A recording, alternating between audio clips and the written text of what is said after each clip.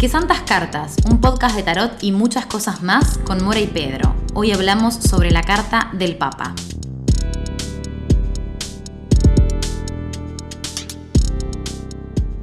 A ver, sé que esta es una carta un tanto polémica y es una carta que puede generar muchas cosas, pero tenemos acá al Papa enfrente nuestro. Es una carta donde vemos una figura central muy grande y con dos figuras más pequeñas que parece que le están pidiendo cosas, medio fundidas con la figura. Es claramente el Papa católico, tiene la tierra papal, tiene el atuendo propio del Papa, está haciendo un gesto de bendición. La trincheta esta que no sé cómo se llama tiene. Creo que recibe el nombre de hierofante. El Papa generalmente, igual si vamos a volver a los cimientos, es el pastor de la Iglesia universal en la tierra. Me parece como algo... Aparte, hay una de las cosas que yo encontré haciendo un research para este encuentro. El Papa se puede ser llamado o Santo Padre también, o siervo de los siervos de Dios. Sí. Me pareció terrible. O sea, sé que no se usa más, pero se usó el nombre ese para el Papa católico cristiano de la Iglesia. Un momentito, porque hay algo muy particular sobre eso de siervo de los siervos de Dios. A ver. Porque parece que fue usado por el Papa Gregorio Magno en el siglo VI por primera vez para diferenciarse del patriarca de la Iglesia Ortodoxa de Constantinopla, Bizancio, hoy de Istambul, que arrogaba el título de patriarca universal. Entonces era una especie de esa cosa de siervo de los siervos de Dios, como una cosa de decir estoy aquí para servir a la humanidad, una especie de tener un título que por contraste sonara a humildad. Claro, ok. Y no sonara a alguien de otra clase. El patriarca universal es un título terriblemente jerárquico y fuerte, y parece que patriarca universal es como el padre de todo el mundo. Sí, igual es un poco, o sea, es el jefe supremo de la Iglesia, tiene un montón de nombres que sí o sí lo llevan a ese lugar de patriarca universal.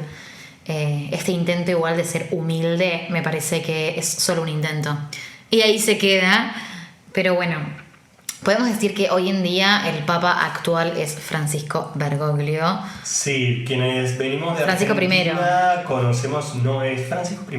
Francisco I, sí. Sí, Francisco I. Mira, pensé que habría habido algún otro Papa Francisco previo, pero... En mis investigaciones que hice previas, es Francisco I. Tal vez esté errada, puede llegar a ser. No. Y de hecho lo podemos chequear ahora mismo, tenemos internet. Lo podemos chequear. Pero bueno, Francisco I de Bergoglio es de Argentina y destituyó a el Papa Benedicto XVI. Sí. Benedicto XVI. De hecho, hay una peli muy buena, se llama Los dos papas, que es interesante porque lo que intentan realizar en esa película es... se sabe que hubo como un diálogo entre estos dos papas cuando se pasó de uno a otro, ¿cómo se dice eso? Se destituyó de una posición a la otra, cada cual, y que hubo como una conversación e intentan como recrearla. Y es interesante la película, la traigo porque viene al tema, ¿no? De los papas, el papa. Pero igual hay algo que podemos preguntarnos, es como, ¿qué nos trae la carta del Papa con todo esto de lo cristiano y de la Iglesia, de lo que estamos hablando? O de como quién conocemos al Papa en la habitualidad, en la cotidianidad. Mira, hay algo que sí me parece muy interesante de nombrar del Papa, es la primera figura del tarot, o sea, es la quinta carta, la sexta si ponemos al principio al loco. Que es el Joker, medio como que, sí, claro, puede ir en cualquier lugar. Pero si lo contamos incluso es la sexta carta, sí, y es la primera donde vemos relación entre figuras. Y me parece que eso es también algo que marca el Papa, marca jerarquía, es una figura jerárquica. Y eso me parece que es la principal esencia del Papa. Es una figura que marca jerarquía porque incluso en la historia previa, en la historia incluso no te diría tan antigua europea, el Papa es el que reconocía quién era rey. El Papa corona a Carlos V, el Papa es el que reconoce al rey de Portugal cuando estaba el conflicto donde la dinastía española quería tomar posesión de Portugal diciendo que también tenía herencia hacia el trono. Es decir, como el Papa aparece como una figura por encima de la política y de los conflictos políticos dentro de Europa para determinar qué cosas ocurrían y qué cosas no. Tremendo, ¿no? Sí, no solo tiene el poder que pensábamos que tenía, sino que está por encima de todo eso. Me parece que es tremendo, sí. Total. Aparte, el Papa es el representante por excelencia de la Santa Sede. Me gusta mucho el nombre de la Santa Sede, aunque igual a lo que está relacionado no me copa tanto, pero bueno, la Santa Sede. Y aparte, el Papa posee inmunidad diplomática. Bueno, como jefe de Estado, figura diplomática, posee inmunidad diplomática. Es un montón. Es un montón. ¿Cómo el Papa va a tener inmunidad diplomática? Me parece que se les van un poquito también los beneficios que puede llegar a tener un Papa, ¿no? Son demasiados. Bueno, ese es como siento que es un beneficio burocrático de la diplomacia actual, pero también entre los beneficios ya religiosos está la idea de la infalibilidad del Papa en su obrar pontificio, esa idea de que el Papa nunca se equivoca porque en realidad está hablando en nombre de Dios, es decir, como esa especie de conexión divina. Claro, esta cosa de que está en el medio entre el cielo, es el puente entre el cielo y lo que sería la tierra o lo mundano, ¿no? Entre Dios y el hombre. Una palabra que a mí me parece esencial para definir la figura del Papa como figura religiosa, y es la palabra de puente, que está en su nombre cuando decimos como el sumo pontífice. Pontífice, claro. Es el hacedor de puentes, es el que hace puentes, está haciendo un puente entre la vida terrena y en la vida espiritual, religiosa, o sea, el cielo, entre Dios. Sí, después habla de humildad o quiere posicionarse en un lugar humilde. Yo creo que también tiene esta forma de, al ser el puente, también lo que intenta posicionarse como un traductor, ¿no? Como que traduce lo que viene desde arriba, de los dioses o lo que sea, a lo mundano. También pasa como ese puente de ser traductor, a que todos lo entiendan, a que todos lo lean, a que todos lo escuchen. Sí, un intermediario. Un intermediario, exacto, sí. Se lo ve un poco como eso, ¿no? Totalmente. O se intenta. Bueno, podemos claro, es difícil abordar esta carta porque creo que no somos nosotros dos personas que tengan una relación fácil con lo que es la Iglesia Católica. Este es un Papa católico, tiene Sí. todos los atributos del Papa de Roma. Uh-huh. Pero de todas maneras me gustaría observar la carta sin meterme en la relación que yo tengo con la Iglesia. O sea, es que es imposible, acá también hacemos un análisis demasiado subjetivo, no vamos a poder hacer algo, o sea, intentamos por ahí tener una visión a veces objetiva, pero en realidad lo estamos diciendo desde nosotros, y la verdad que nosotros no tenemos esta relación hermosa que tiene la gente con la Iglesia. No, eso sí, pero no quiero concentrarme como por ejemplo en mi pelea, como por ejemplo con la figura del cardenal Bergoglio, con sus dichos homófobos. No vamos a ir por ahí.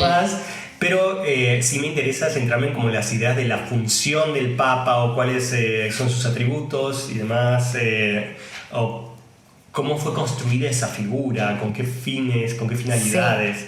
Hay algo que a mí me interesó mucho, que el Papa tiene su origen en lo que sería Pedro, que era el apóstol de Jesús. Seguimos un poco con esto, pero que le otorgó esto de la dirección de la Iglesia, ¿no? El Papa va a ser el director de la Iglesia, por así decirlo.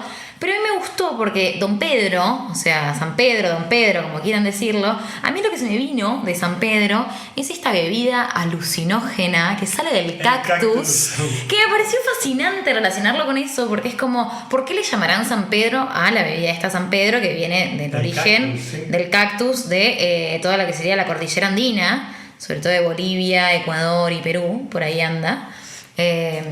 ¿Lo probaste alguna vez? No lo probé, me encantaría, pero no he tenido la experiencia. ¿Vos? No. Yo me da mucho miedo tener un viaje raro, un mal viaje. No sé, a ver, es que me encantaría tener el testimonio, porque si me dicen que te trae alguna experiencia celestial. Yo creo que sí, por eso viene esto. Es que sabes que San Pedro Jesús dice que es el que iba a tener las llaves del reino de los cielos. Exacto, por eso. Entonces San Pedro, no por menos, se llama así, porque es una planta que se cree que tiene las propiedades mágicas o divinas Y entonces es que te lleva como a este lugar de plenitud. Yo creo que sí, que debe estar muy bueno probarlo. En algún momento podemos acercarnos cuando vayamos a recorrer nuestras tierras argentinas, que es más cerca para conseguir estas cosas. Pero viene de ahí, viene de ese San Pedro, y el nombre se lo ponen porque tiene la llave a este lugar que debe ser hermoso. O lo alucinógeno de la bebida te hace creer que estás en ese lugar. Debe ser una experiencia inolvidable, seguro.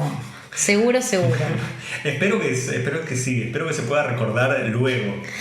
Sí, y claro que sí, que este nombre llega de la mano de los conquistadores y de la religión cristiana, sobre todo a estas tierras que no le llamaban así. Tiene 1.000.000 de nombres también el San Pedro, esta bebida del cactus. Sí. Pero bueno, se provee por esto. No sé, me pareció un dato mega interesante que está totalmente linkeado con lo que estamos haciendo.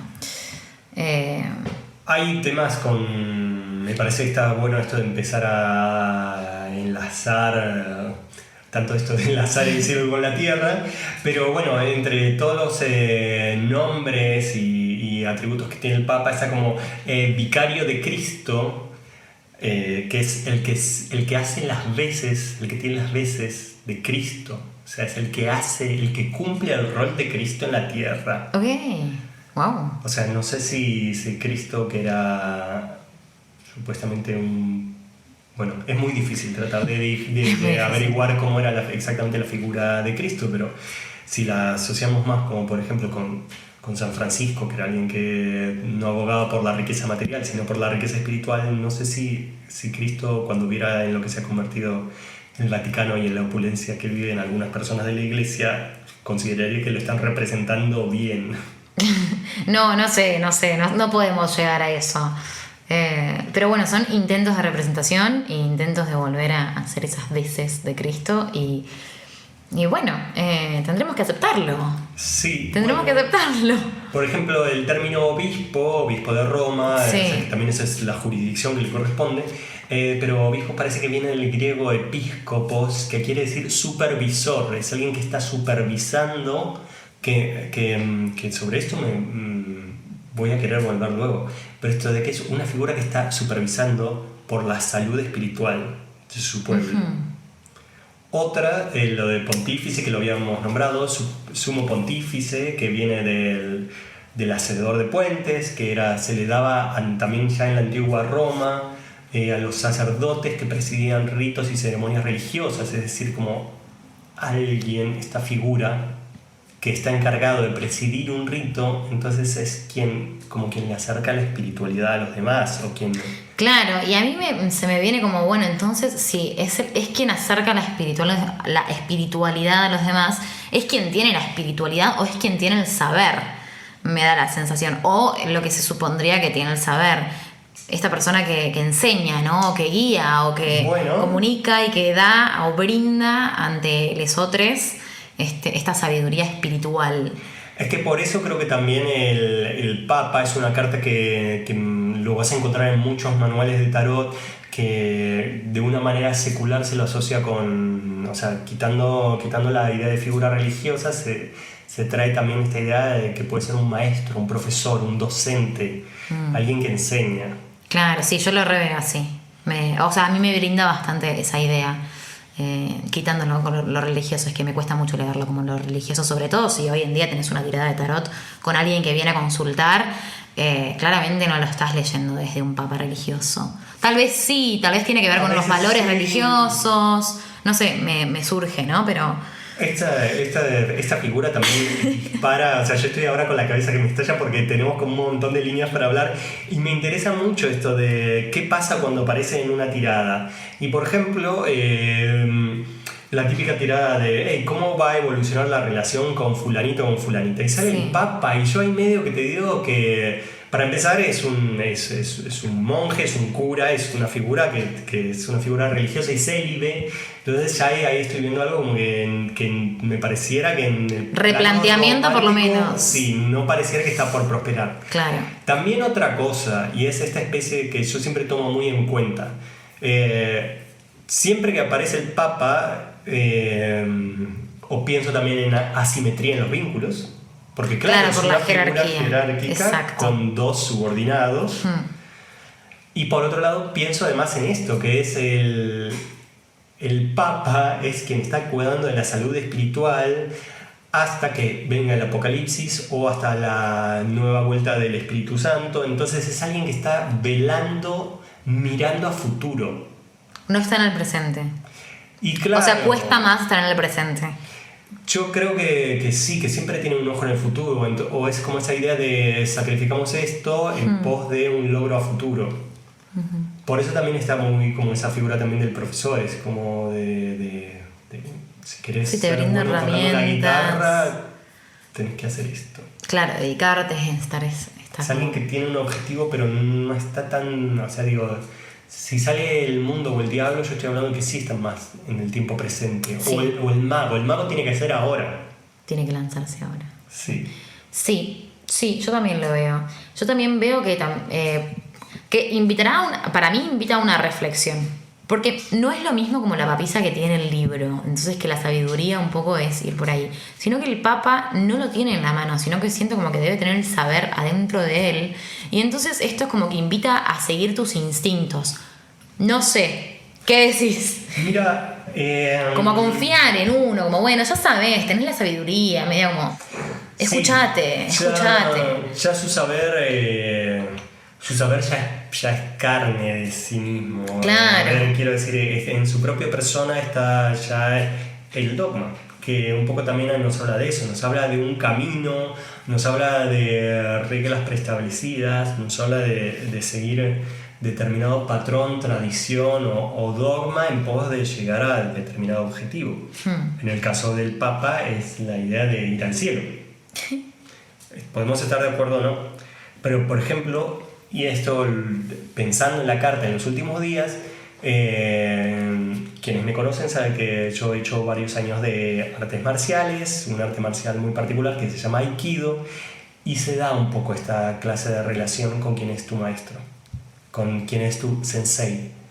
Me encanta tu sensei. Sí, pero es también un poco problemático porque de acuerdo a quien sea tu sensei te estás metiendo en un camino que tal vez no te guste o tal vez te lleva a un sitio donde no querías. Depende del sensei que te toque, ¿no? Claro, yo he tenido la suerte de mis años de tener un maestro que tenía una sensibilidad muy particular, era una persona con una sensibilidad muy inteligente y estaba en la búsqueda de lo sutil y estaba en la búsqueda de claramente esta clase de procesos que es muy, muy de esta filosofía japonesa, de repetición, pero que la repetición nos purifica, esta idea de que somos una piedra y que la gota o el agua va a ir puliéndonos. Claro, sí.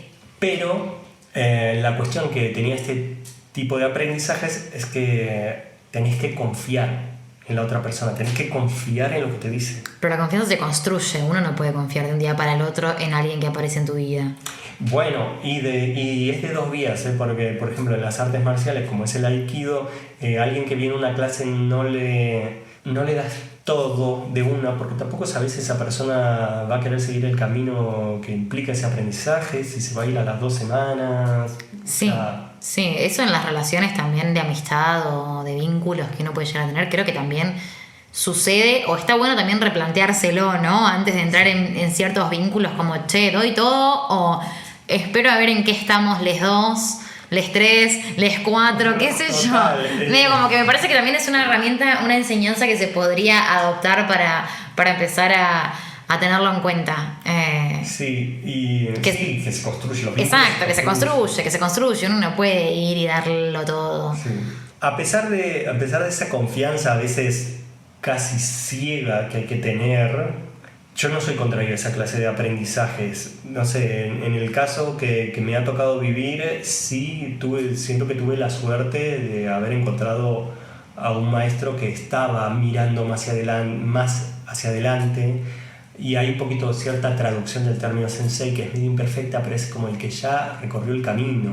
Claro, él te lo va iluminando, ¿no? Mira, yo fui por acá, te muestro por dónde fui para ver si querés hacer el mismo o si querés hacer alguna variable, pero mira, esto de Y un poquito esto como el aikido, así creo que como la religión católica es un camino que no venís vos a decir como, ay, voy a hacer esto así, voy a hacer esto así, y a traer como tu propia impronta, no venís a cuestionar ni a dialogar, es como, mira, si querés hacer aikido, tenés que hacer esto. Claro, de cierta forma. Bueno, la iglesia es un poco así también. Sí. Si querés ser católica o lo que cristiane, o es que yo no entiendo mucho. O lo que quieran ser de lo que sea, cualquier iglesia o cualquier religión o cualquier secta, tiene esta cosa de, mirá, se hacen, perdón que haya equiparado iglesia y secta, pero bueno, tienen esta cosa, claro. Un dogma. Bueno, si nos vamos a la mierda, es cualquier institución, exacto. Cualquier... Siento que por ahí hay instituciones un poco más permeables, pero precisamente la iglesia no es una que venga... O sea, un cura no cae a mover la jerarquía de la iglesia, no. No, claro que no. Es interesante la carta. Más cositas que un poco me gusta pensar al respecto, como estábamos hablando de dogma, de camino, de recorrido, de aprendizaje. A mí una imagen que se me viene, un personaje que se me viene que me parece que es muy el Papa, es Gandalf.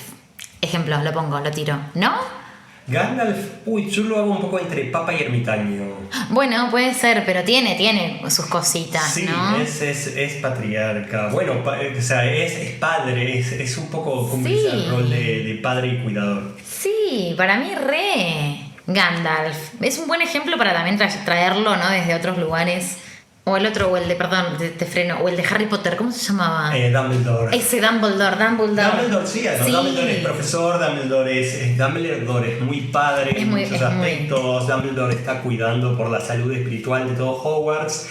Lo que quería es como siento que hay un poco esta conflictividad con la carta del Papa en dos vías. A ver.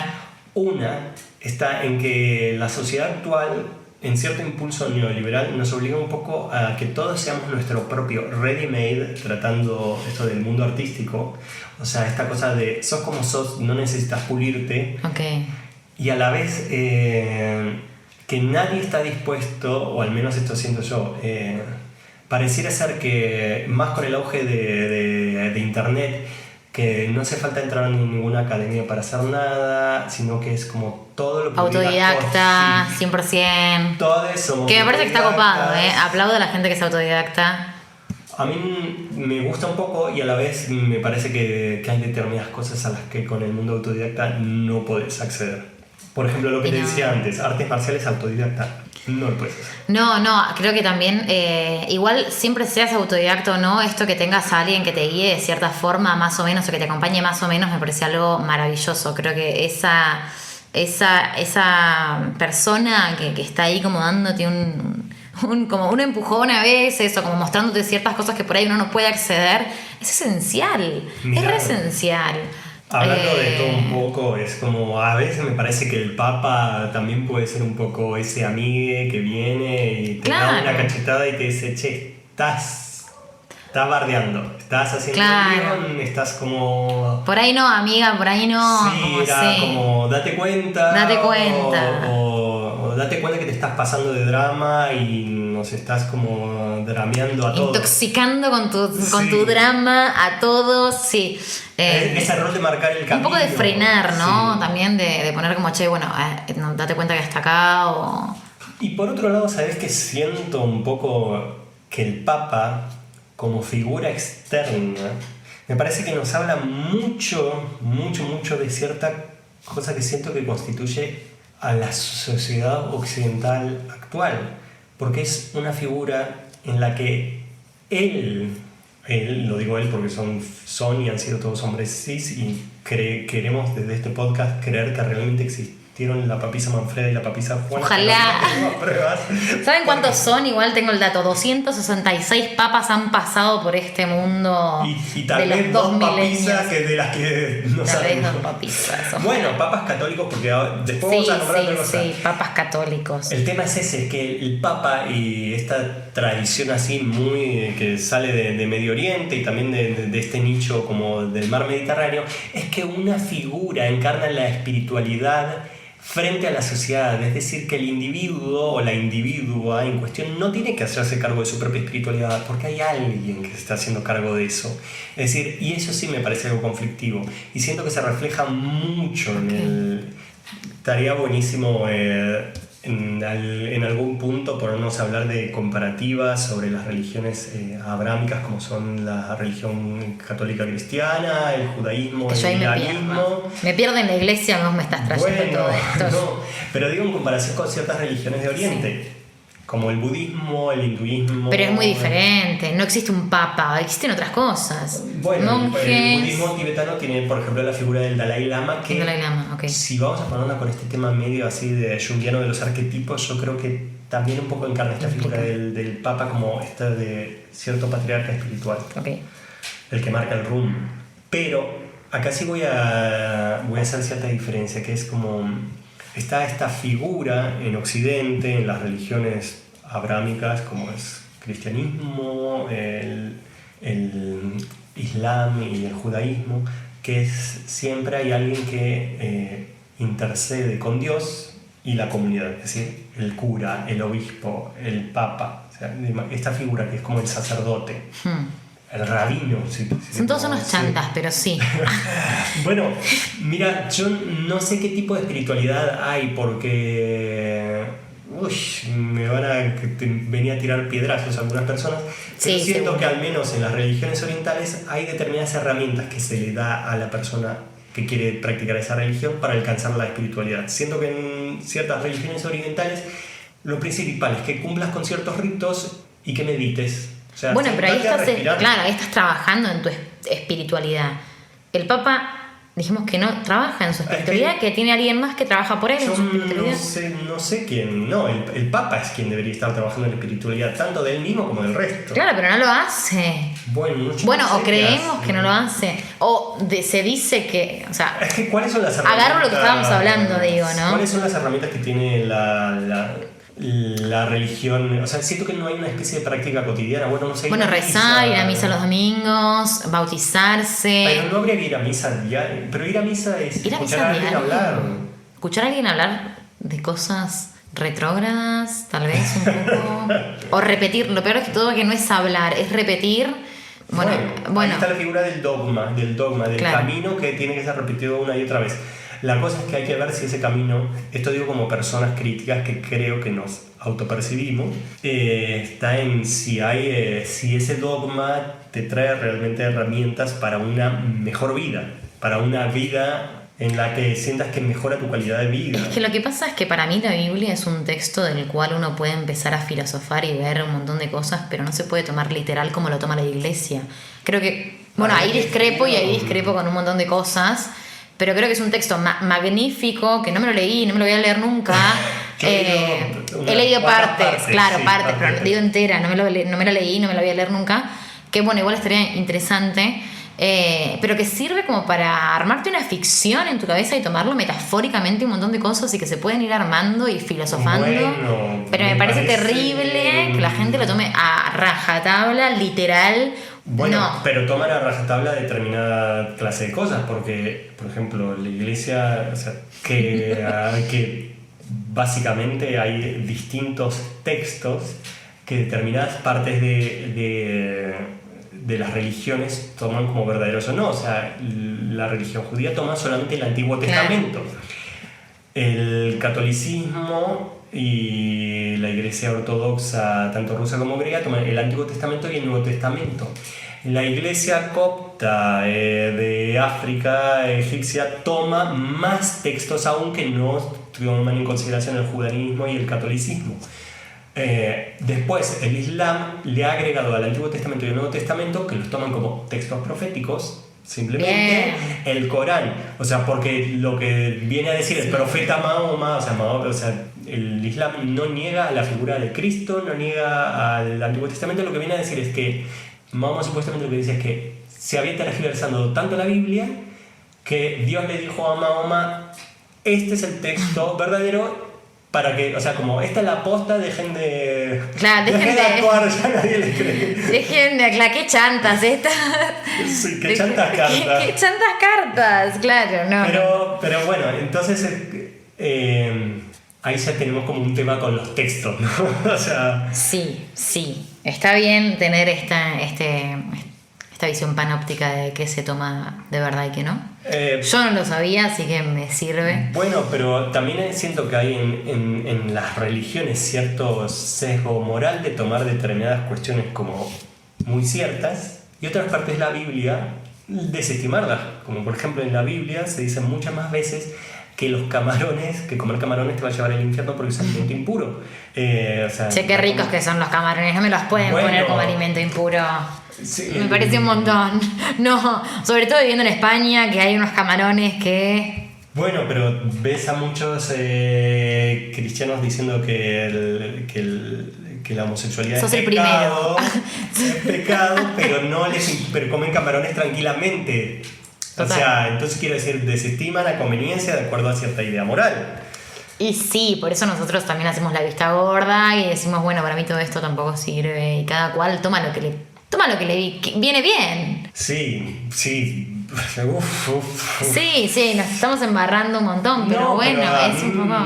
Sí, me parece bien que tomes lo que te hace bien, pero precisamente el dogma no es que tomes lo que te hace bien. El dogma es seguir un método y que tus sucesores y que las personas que vinieron antes que vos lo sigan. Sí. Habla de la tradición.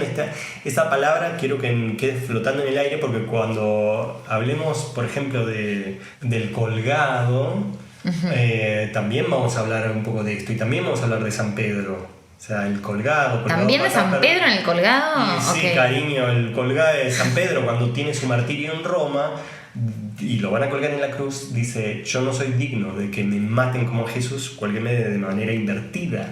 Y ahí viene... Y ahí la figura del colgado, patas para arriba, cabeza para abajo, un poco remite a la figura de San Pedro. Okay. No me quiero meter tan de lleno acá, pero es como también esa cuestión de la idea del mártir, el que se expone en nombre de una causa. Bien. ¿Viste cómo todas las cartas están conectadas? Todo está conectado. Me fascina. Sí, y quiero como nombrar un par de cositas sueltas. Dale. Me encantaba un texto de Rachel Pollack, teórica de tarot estadounidense. Tiene como frases muy interesantes y algunas cositas que me parece que tienen que tomar en cuenta. La figura del Papa como figura de puente espiritual con Dios y como representación de un dogma, viene a darnos respuestas acerca de todas nuestras contradicciones, pero no resuelve ninguna. ¿Viene a darnos respuesta? Pero no a resolverlas. Me gusta esa especie de definición de la fe, porque precisamente es eso de creer, de sí, tengo un montón de contradicciones existenciales, pero mi existencia humana no puede, pero sé que la espiritualidad de alguna manera, sé que esa vida eterna, sé que esta especie de idea de Dios lo tiene resuelto. Interesante. Me gusta. Es una Aparte, frase bonita. Es una frase bonita y creo que es real de que cada uno tiene que intentar solucionar sus problemas. Es imposible pensar que el más allá o el universo o Dios o quien quieras creer en la fe te va a resolver los problemas. Las respuestas también están ahí, ¿no? Uno empieza a entender cómo agarrarlas. Yo creo, hablando de la fe en lo... ¿Qué sería? Como en la fe, esto en el más allá, no sé cómo denominarlo. La idea de respuesta a los problemas.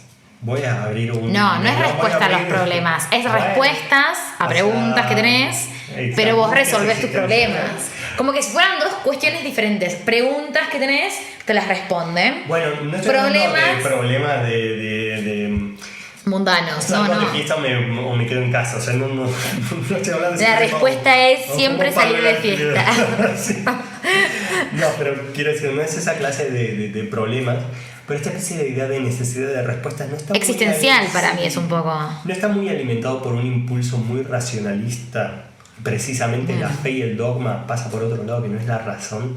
Sí, puede ser. Digo, me parece que se conecta mucho más con esta especie de seres emocionales que la espiritualidad va incluso un paso más allá de la emocionalidad. Claro, sí, total, no pasa por lo que analizamos, sino pasa medio como en el creer en el azar o, no sé, en la astrología o en la fe, en un montón de cosas que que no son tan... Que también un poco me parece la muerte de Dios nietzscheana trajo un montón más de problemas y por eso tenemos a todos estos teóricos y filósofos del siglo XX y fin del siglo XIX que veían la existencia como algo terriblemente doloroso y que ya ni siquiera tenían a la religión como para aplacar ese dolor. No, es todo negativo. Era como, tenemos a Schopenhauer, tenemos a... A mí me encanta. Ay, por el amor de Dios, para mí es como gente que pensaba mucho y necesitaba salir a bailar más. Sí, igual yo tengo estos momentos de regocijarme en el sufrimiento pleno y me parece que está buenísimo. No lo recomiendo a nadie, yo los disfruto en mi soledad y en mi interior. Que tengo una visión un poco negativa de la vida y así medio pesimista, por así decirlo, que nada te salva. Bueno. Nada te salva. Bueno, ¿qué es esto todo contrario a la fe, no? La fe siempre está esperando que haya algo más, de que va a venir algo, va a suceder un milagro. Otra clase de teóricos, pero que en realidad eran místicos, los poetas místicos que también eran curas, como San Juan de la Cruz, si no me equivoco, o sea, me parece que ofrecían otra visión y que no negaban el dolor, pero no de esta manera como tan plana y la vida es solo dolor sin esperanza, o sea, que es muy abundante en el siglo XX y que también lo vemos en el cine, o sea, lo vemos en cine, sí. Cineastas que amo, como Bergman, Tarkovsky, por favor. Claro, esa angustia que no se puede tipo calmar con nada, ¿entendés? Con nada. Y que de hecho Tarkovsky, como por ejemplo con pelis con Stalker, La Zona, tiene una visión incluso del deseo. Ay, sí. Que es terriblemente doloroso y es que en realidad para mí eso es cierta culpa que no había logrado deconstruir, es cierta culpa que sí le venía de un trasfondo religioso. O sea que Tarkovsky ruso no se pudo soltar, sí, no se pudo soltar. La iglesia ortodoxa rusa de trasfondo, no me importa que viviese bajo un gobierno comunista, todavía estaba esa idea de culpa inherente en la sociedad. Y fíjate que en La Zona, Stalker La Zona, lo que plantea es que la satisfacción del deseo te genera un dolor tan grande que te suicidas. Sí. Y perdón, no amigo, pero yo siento que en la plenitud del deseo también puede haber un montón de respuestas y un montón de espiritualidad. O sea, bueno, hay gente que no las encontró, ¿viste? Eran otras épocas, pero ahora creo que tenemos un poquito más de respuestas o más herramientas para respondernos a esos y gozar un poco de ese deseo, o sea, medio como apropiarnos de ese deseo y gozar. Antes la gente terminaba suicidándose. ¡Qué horror! Sí, no al suicidio, chicos, no al suicidio, porfa. Que eso sí siento que es como una especie de herencia católica, cristiana, bueno, no sé, religiosa antideseo, y que es no bancarse cierto momento de incertidumbre. Que no poder evitar, ¿no? No poder evitar la incomodidad. Esa transición hasta que el deseo sea satisfactorio. Sí, comparto. Porque entiendo que el deseo de movida te pueda generar miedo, pero tal vez si habitas ese espacio un rato, después deja de... Es como apagan la luz y primero no ves nada y después empezás a darte cuenta que estás en tu casa, que hay... Se te empiezan a abrir las pupilas de a poquito, es un poco eso, ¿no? Empezás a mirar dentro de la oscuridad y empieza a ver un poquito, a entrar un poco de luz y ver esa cosa de descubrir el deseo. Nos fuimos a la mierda. ¿Algo más para agregar? Nos fuimos un poco a la mierda con el deseo, me encanta. Bueno, es que esto dispara porque también es el opuesto, ¿no? El Papa no nos está hablando de deseo. No, pobre Papa que le va a costar un poco encontrar su deseo. O el deseo es su fe y la devoción ante la iglesia en este caso, qué sé yo. Qué divertido. Pero... ¿Alguna curiosidad? Porque yo tengo un par de datitos de color que me Dale, si querés. La iglesia copta africana y la iglesia de Alejandría ortodoxa sí tienen patriarcas, pero no descienden de San Pedro, sino de San Marcos. Porque fue el... No tienen las llaves para ir al paraíso. No sé, hay que ver la historia de San Marcos también. Tal vez era más puro y santo que San Pedro. Puede ser. Si alguien sabe, que nos diga. Y después la tradición de la iglesia armenia apostólica, que es en realidad la iglesia más antigua, con una tradición más antigua incluso que la iglesia católica, eran los descendientes de San Judas Tadeo y San Bartolomeo, los apóstoles de Jesús. Y por último esto que no me quería olvidar y me quedó dando vueltas en la cabeza, y es que el Papa es el primer globalizador. Es decir, la unificación del Papa también está para que haya un solo rito. Pensá en esa época en la que viajar 1000 kilómetros era imposible y era como te asegurás que en la otra punta, o sea, estás en Roma y en Portugal, ¿cómo te asegurás que...? Claro, era el portavoz mundial de lo que querían que se... Que no se deforme, claro. que no se vaya... Qué miedo la deformación, ¿no? Bueno, por favor. Es el primer hegemonizador. Claro. Y entre otras de las cosas tenemos figuras como el Papa Gregorio, que no sé si conoces los cantos gregorianos, son cantos muy antiguos, así de la Edad Media, y que supuestamente Gregorio dice que una paloma del Espíritu Santo le dio esos cantos, o sea, el Espíritu Santo encarnado en una paloma le dio esos cantos, y un poco la historia más real dice que fue esta especie de idea de unificación del rito, es decir, como esta es la música de nuestro rito. Se tiene que ir, claro, de boca en boca para todos. Y que no debe ser deformada y que es la que tiene que pasarse. Y hoy día los cantos gregorianos siguen siendo los mismos que del año 600. Ay, mira, me voy a poner a escuchar unos cantitos gregorianos. Es una música que a mí me parece maravillosa, sí. Ok. Le reconozco que encuentro cierta cuestión de meditación y espiritualidad y me parece que ese rito sí tenía mucha más espiritualidad que por ahí... Que lo que tiene la iglesia hoy en día. De ir a escuchar a un papa hablar. Imagínate estar en el año 600 y entrar a un monasterio y escuchar a monjes cantando, que tal vez era la única oportunidad de escuchar música que tenías en tu vida. Ay, voy a escuchar. De hecho podemos ponerle hasta un poquito acá, si quieren. Sí, no sé, tal vez en otro programa arrancamos con esto. Con un poquito de cantos gregorianos.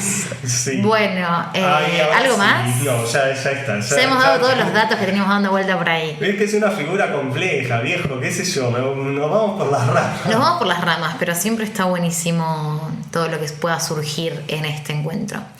Bueno, yo lo que quiero hacer es agradecerle a nuestro amigo Seba Sastre, que a partir de este capítulo tenemos una imagen concreta, hermosa, creada por ella. Así que gracias, Seba, te queremos mucho. Gracias. Bueno, hasta la próxima.